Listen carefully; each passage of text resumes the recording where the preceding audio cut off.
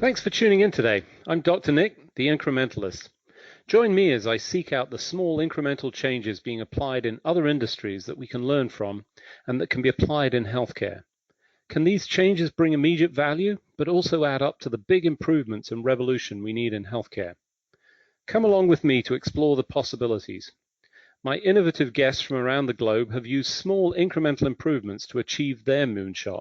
And today, I'm delighted to be joined by Joshua Titus. He is the CEO of Gozio. Joshua, thanks for joining me today. Nick, it is great to see you again, and thank you for having me on your show.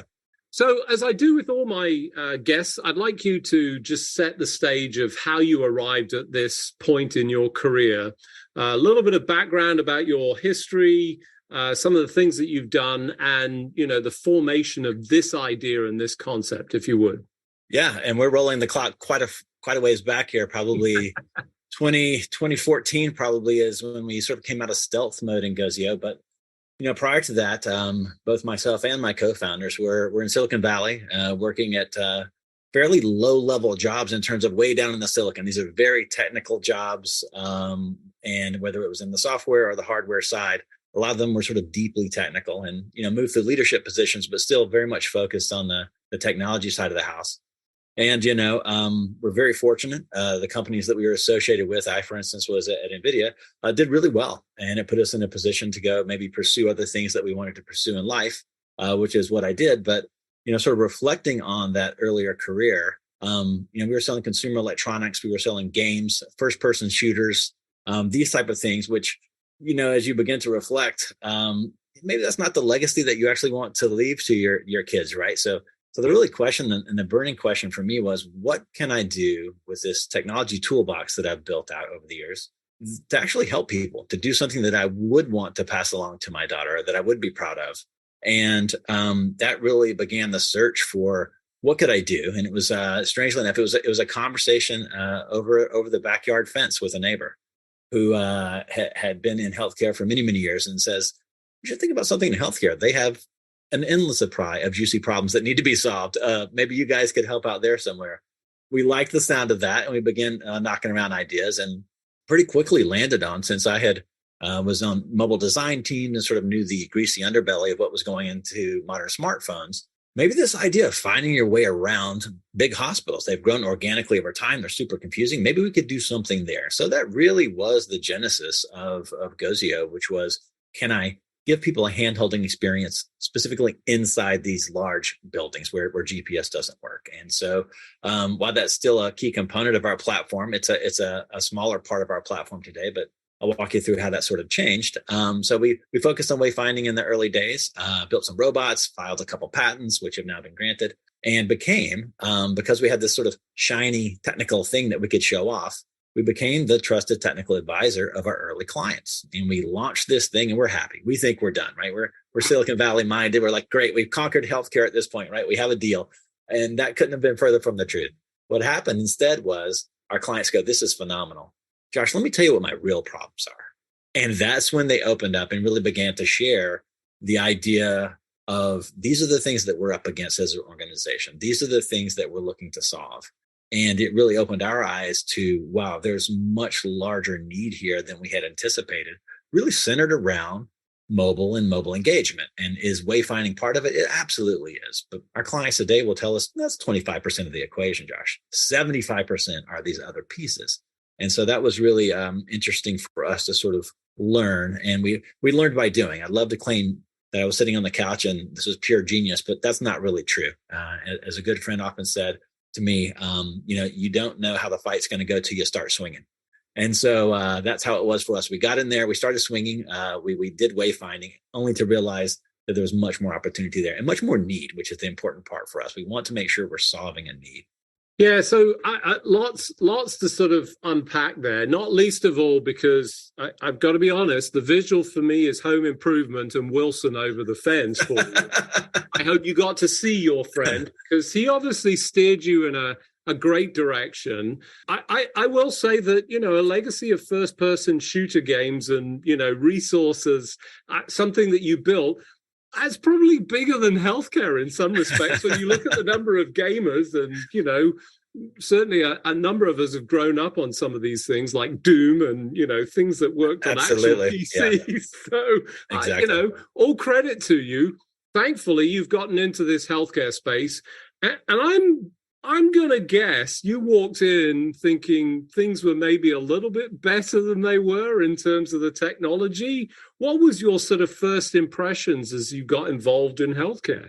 The impressions were really that the DNA inside these healthcare systems was so well wired for delivery of care, the clinical aspects of things, the focus of it, and indeed the leadership quite often had come out of that space. So when we come in and we talk about patient engagement or engaging people on mobile and how to do these things, it just wasn't in their DNA. And it wasn't because they weren't smart, but they were brilliant, right? It's just that we're coming at this from a completely different angle. And so the struggle that they had was real. And, they have they've worked for years to stand up these different sort of, I guess you would call them services and capabilities, but they're these digital assets. They've bought a physician's database. They even turned on some availability and scheduling with a different vendor. They have an EHR, right? That is absolutely expensive and not easy to stand up, but they have all these pieces. And then so where they were stuck was, how do I pull these things all together in a way that people will actually engage with it? And that's the piece where really they didn't have the DNA internally to answer that, or they did. And what they realized is it was going to be, 40 engineering years to actually make this work. And so now what? And so that really was the problem that we came in to solve, was how do I pull these things together in a way that people would engage? And honestly, Nick, if we zoom up just a level, what they're trying to solve is they just want to catch up. What we do in every other aspect of our digital lives, right? From an open table or a Delta app or a Google Maps, that's what people want in healthcare, right? And so they were just trying to figure out, how do I deliver that level of engagement, which we know what that is. So it's a catch up thing, right? We're a decade behind. How do we catch up? And that's really what we began to answer, or strive to answer, I would say, and have answered at this point with Gozio. And why are they doing this? I think this is something else that was really interesting to sort of learn. Why do we need to pull these things together? Like, what if we just don't do this? Is that okay? What's the real need here? And I think there's two surveys recently that I think about that really help elucidate for me what that driving need is. And it was a combination of one by Accenture and one by McKinsey. And the Accenture one, and these exact numbers are going to be wrong, so don't quote me on these exact numbers, but they're pretty close. But I think of it as a medium carrot, big stick problem. The medium carrot is that 25% of people say, I am willing to change providers for a better digital experience. In other words, a digital experience is important. 25%, that's good. That's a medium carrot, right? However, and this was the really interesting part, 50% of people would be willing to change providers if they have a negative digital experience. There's the big stick. So you combine these things and you kind of get a narrative of, I need to do this and I need to get it right? The penalty for getting it wrong is high. And then you take McKinsey with, I think there's a 6% of current of people they surveyed. So their current healthcare provider has a mobile offering that meets their needs. Math wasn't my major, but 6% is pretty low. So you combine these studies, and that is really what's driving it. They know, and the patients and visitors and wait, consumers, right? Before they receive care, they're essentially a consumer from our point of view, are telling them what they want. They want the same thing that they're getting everywhere else. And so that's the need. That's the burning desire that we have with our clients to help solve. That's the problem we're helping solve. So I think one of the things that's layering on at this point is that, 10,000 baby boomers are aging out every day into this healthcare space. And pretty much all of them are, I think, having all these great digital experiences outside of healthcare. And they step over this line and go, wait, what? You're kidding, right? Yeah, sweetie, where did I put the fax machine? Exactly. Yeah. So, we have a core issue, and, I think you articulate really well. There's just a desperate desire to deliver against this, but an inability. So Gozio enters with wayfinding, right? And forgive me if I'm oversimplifying, but, Yep. it's internal GPS ways for a hospital, which quite frankly is brilliant, because if you've ever tried to follow those colored lines to the radiology department, you find that they break somewhere and you go, is it that one or that one? So, brilliant, but it wasn't answering a sort of core question. So when you got in there and they said, well, no, we've got other problems, what were they saying to you? The problems that they had were essentially that of having spent and made these huge investments in both time and money on these digital services and these capabilities.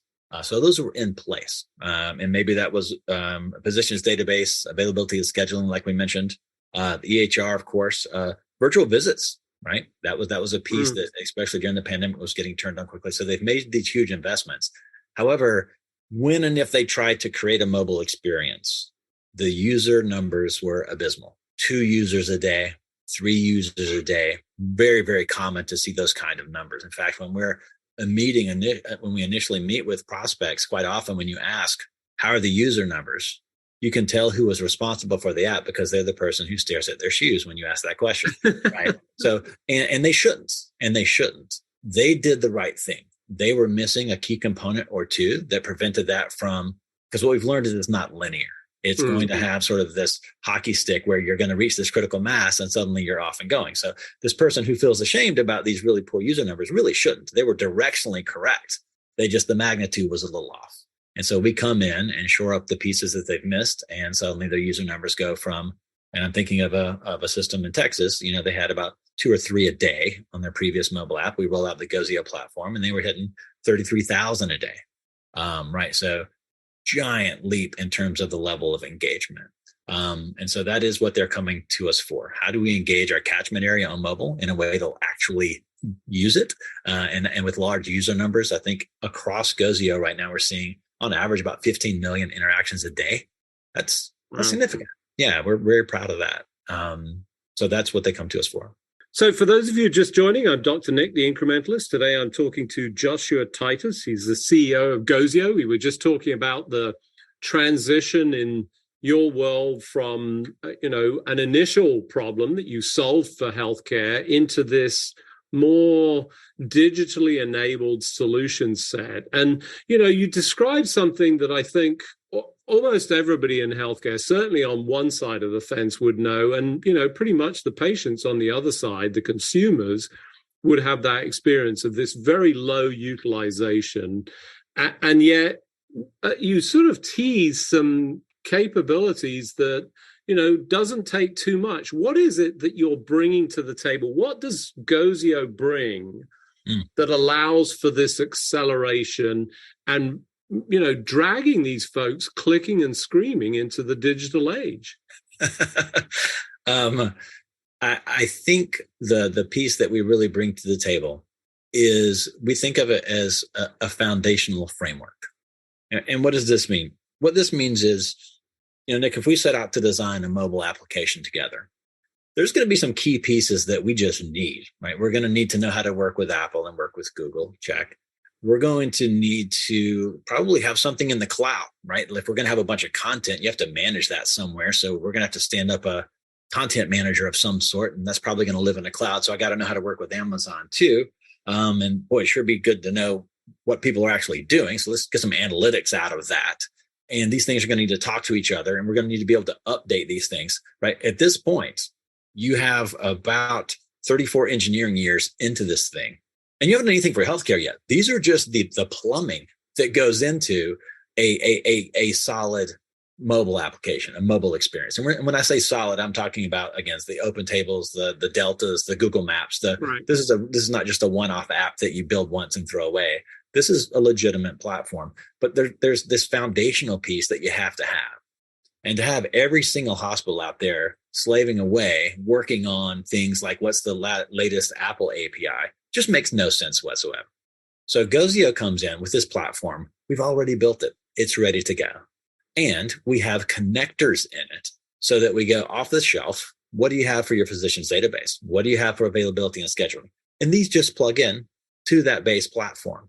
So really what we're doing, the way we're able to accelerate, is that we can amortize that work that is common across really all hospital systems. And when we walk in on day one, it's ready. I mentioned that hospital system earlier that went from 3 to 33,000. They were in a hurry. COVID was heating up. We were in that crucible of COVID. They said, Josh, we have to go fast. From contract signed to that mobile application, which was branded for their hospital, and for all the different pieces that they had that they could operationalize, were integrated into this, was 10 days. Right? 10 days in Silicon Valley is fast, and healthcare is light speed. Right? So that's incredible. So that is what we're able to accelerate. Is the foundational piece. The foundational piece was already in place. So we're just plugging these things in, branding it appropriately, and pressing the build button, essentially. And so that's how we're able to move quickly, which is important. The other thing that's so important about a foundational piece like this is flexibility, right? Virtual visit couldn't find a home. 2 or 3% of visits were virtual. COVID hits, they reimburse for virtual. It's 25% of all visits, right? And then depending on, what happens with legislation and whatnot, it's going to go back to about where it was. Maybe a couple specialties will be different, but so the environment shifts under you. So flexibility is also absolutely paramount. And when you're flexible, that means you can set it up quickly, and you can also respond to the changing environment. So that is really what we're bringing in terms of how are we able to accelerate. It's really that foundational piece that we have in place. And something that's interesting and took us a little while to kind of wrap our head around was, boy, every healthcare system is different. And they really are. You've heard the sayings like, if you've seen one healthcare system, you've seen one healthcare system. And no one has problems like we do, right? We hear this all the time. And those are true. However, when you zoom back just a little bit, what you realize is that many of these unique problems are just different flavors of the same problems. You're going to have a physician database, right? Of some sort.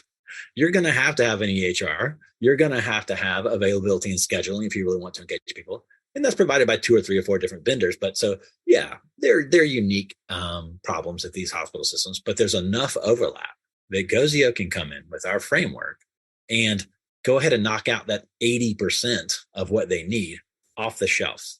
And that's how we're able to go fast. And then the 20% we fill in through various means and integrations and connectors and this sort of thing.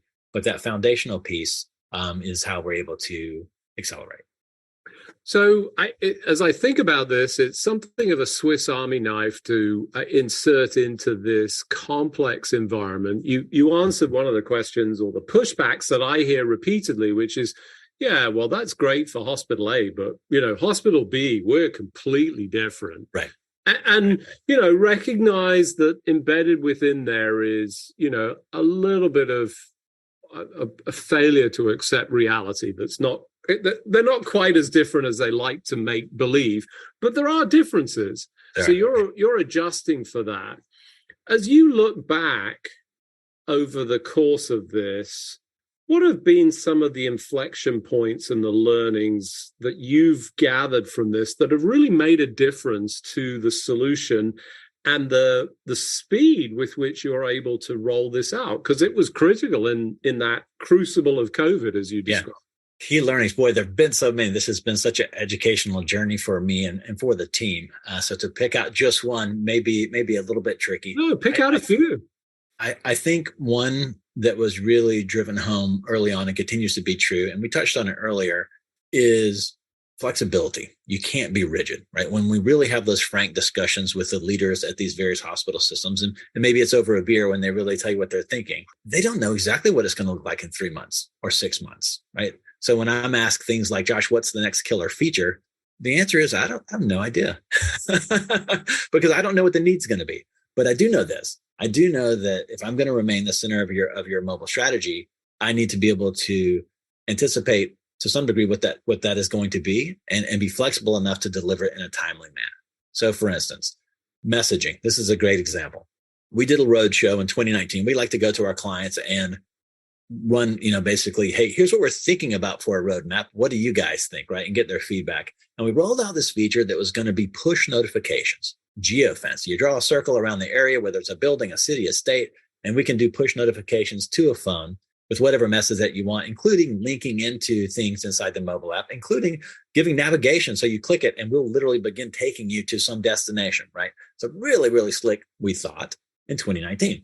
And so we sit down in front of our clients and we roll this out. Hey guys, push notifications, fairly aggressive. It's going to pop up on their phone and you can say whatever you want. And every single client that we pitched this to said, that's a fantastic idea. We would love to see something like this. And we said, perfect. What would you say? What message would you send? Crickets every single time. We don't want to spam people, right? We don't want to tell them about hot yoga on Sunday. Probably that's not worthy of and so it sort of died on the vine right there, right? We had this great idea technically, we thought, but there was no place for it. Here comes COVID, and I'm getting 2 phone calls a day, which is, Josh, we are shutting this place down. There's going to be patients only, no visitors, 0 visitors. And I have no way to tell my catchment area about this, right? We update our webpage and we'll post to Facebook and hope people see this, because what a huge dissatisfier that, Nana and Grandpa can't come in the hospital with me, right? They're literally going to have to drop me off. So suddenly this communication piece becomes absolutely paramount. And we were able to, on the fly and free of charge for all of our clients, we just enabled messaging for everyone. So again, the idea of you need to be flexible was really driven home for us through that. And there's other couple of things, chatbots suddenly finding a home as they were doing triage for COVID symptoms, those type of things. But the flexibility, we just began to understand that the thing that we deliver fundamentally is going to be the flexible framework. It's not an individual feature. And that really shifted our thinking in terms of what we're building and what we're delivering, as opposed to we can do wayfinding and we can do, integration with virtual visits. Those individual things are true, but the most important part is flexibility. And I think, as I understand it, what you're offering is essentially behind the scenes. I mean, this is something that's going on that is branded by each of the individual sites that they say, this is ours. It's almost invisible. You're the sort of power behind. Is that true? And where do you see this going? That's exactly right. It is branded for that hospital system. We want, when people are looking to go to, let's say, a Piedmont, you go to the App Store and you search for Piedmont, right? You don't search for Gozio. You don't search for some other company. It feels very much as Piedmont has created and crafted this experience for you and their catchment area. And the takeaway will be they get me. They're reducing friction between me and my healthcare system. And that builds loyalty. And that really is where we see sort of the after effects of having this great digital experience is people will come back to you. When I do a search for follow-up care, I'm remaining within your system, right? So revenue leakage and all these other benefits come along with providing a great digital experience. As you think about the future, where are you going next? What are the opportunities?